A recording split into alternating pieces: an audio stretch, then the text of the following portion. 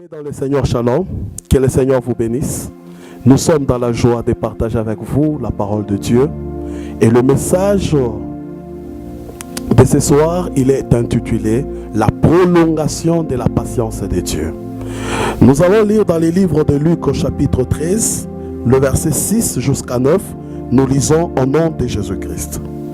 Il dit aussi cette parabole. Un homme avait un figuier planté dans sa vigne. Il vient y chercher du fruit et n'en trouva pas. Alors il dit au vigneron, voilà 3 ans que je viens chercher du fruit à ce figuier et je n'en trouve pas. Coupe-le. Pourquoi occupe-t-il la terre inutilement?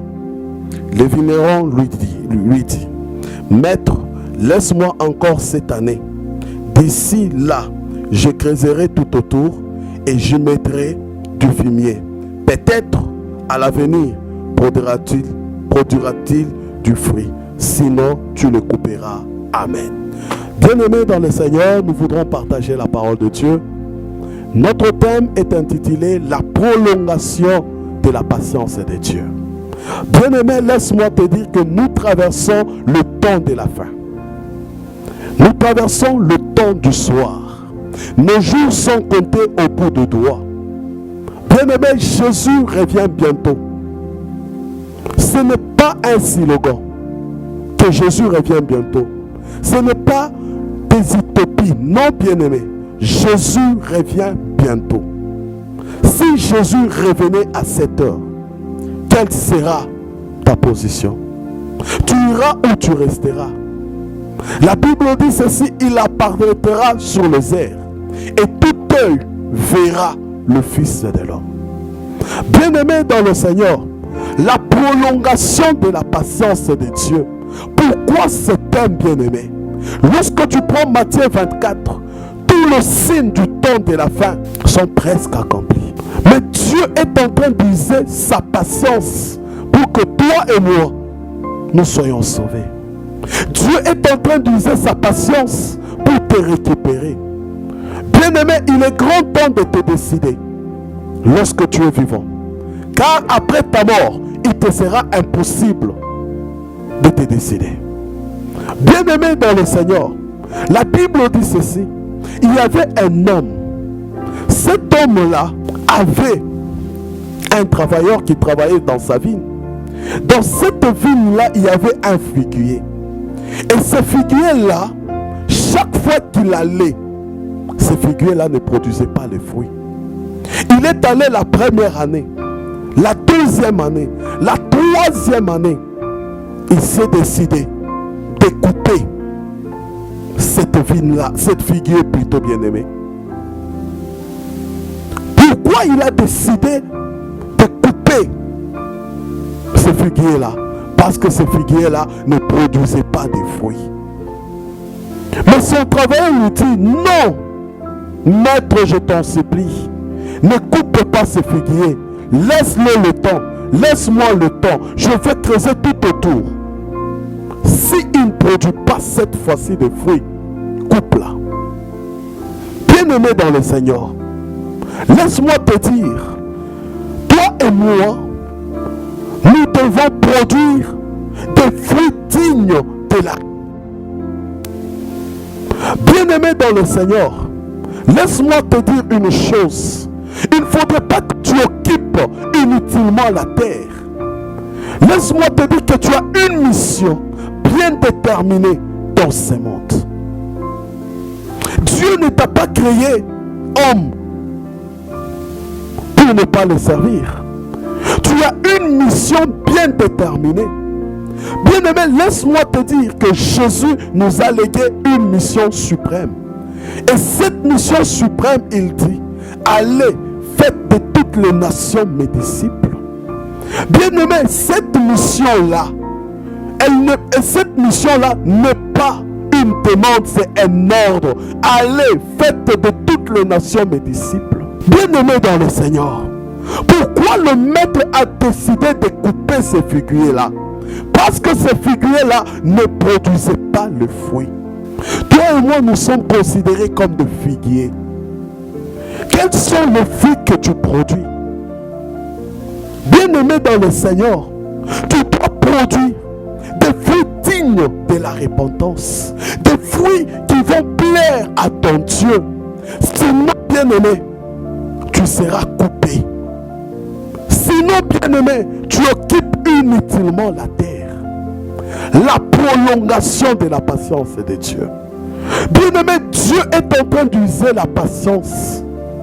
Bien-aimé, il est grand temps de changer ta position. Il est grand temps de changer de corps. Il est grand temps de changer ta vie. Change ta vie avec Jésus. Jésus a besoin que tu changes ta vie. La prolongation de la patience de Dieu. Pourquoi nous disons la prolongation de la patience de Dieu? Parce que nos jours sont comptés. Bien-aimé, Jésus revient bientôt. Jésus est dans le chemin. Bien-aimé dans le Seigneur, s'il venait aujourd'hui, quel sera ton sort? S'il revenait aujourd'hui, tu iras ou tu n'iras pas. Bien-aimé, l'enfer existe. Je n'aimerais pas que tu sois destiné à la perdition. Tu n'es pas fils ou fille de la perdition. La Bible dit que Caïn et Judas, ils étaient des fils de la perdition. Mais toi, tu n'es pas fils de perdition. Jésus a besoin de toi. Reviens à Jésus. Il use sa patience vis-à-vis de toi. Qu'est-ce que tu attends, bien-aimé? Pourquoi Dieu t'a créé? Bien-aimé dans le Seigneur, retournons dans les livres de Genèse. La Bible dit, créons l'homme à notre image. Tu as été créé à l'image de Dieu. En toi, il y a la divinité. En toi, tu incarnes un Dieu grand, un Dieu puissant. Pourquoi tu vis cette vie-là? La Bible dit, ce qui est né de Dieu est de Dieu. Toi, tu es né de Dieu. En toi, de Dieu. De Dieu. Pourquoi tu vis une vie de désordre? Bien-aimé, laisse-moi te dire, ce n'est pas le fait d'aller à l'église, ce n'est pas le fait de prêcher, ce n'est pas le fait de prophétiser, ce n'est pas le fait de chanter. Cela ne te donne aucun privilège que tu es enfant de Dieu. Or, il y a un protocole pour devenir enfant de Dieu. C'est Jean 1:12. La Bible dit à tous ceux-là qui l'ont reçu, il les a donné le pouvoir de devenir enfants de Dieu. Il y a le temps. Lorsque tu crois au Seigneur Jésus, automatiquement ton statut change. La prolongation de la patience de Dieu. Bien-aimé, ce temps que nous traversons, c'est un temps où Dieu est en train d'user sa patience sur ta vie. Qu'est-ce que tu attends? Qu'est-ce que tu attends? Qu'est-ce que tu attends, bien-aimé? Il ne faudrait pas que Jésus se décide de dire que tu occupes inutilement la terre. Bien-aimé, sur cette terre, dans ce monde, nous ne sommes pas de ce monde. Le monde ici n'est pas notre destination. Nous vivons de ce monde, mais nous ne sommes pas de ce monde. Nous sommes de passagers, nous sommes de pèlerins, bien-aimés dans le Seigneur. Qu'est-ce que tu attends pour revenir à Christ? Qu'est-ce que tu attends pour prendre une décision? Bien-aimé, décide-toi aujourd'hui. Décide-toi de marcher dans la vie que tu vis là. Décide-toi, bien-aimé. Retourne à Jésus. Qu'est-ce que tu gagnes dans le monde? La Bible dit, à quoi sert un homme de gagner le monde et de perdre son âme? L'âme, elle est précieuse devant Dieu. Ton âme coûte très cher. Bien-aimé dans le Seigneur, j'aimerais te dire, regarde ta vie. Regarde ta vie. Regarde ta vie. Bien-aimé dans le Seigneur, l'enfer existe. L'enfer existe. J'aimerais que tu te décides ce soir. La prolongation de la patience de Dieu. Cette prolongation de la patience de Dieu, c'est une faveur que Dieu t'accorde. Dieu a usé cette patience pour que tu reviennes à lui. Il use cette patience pour que tu changes ta vie. Que Dieu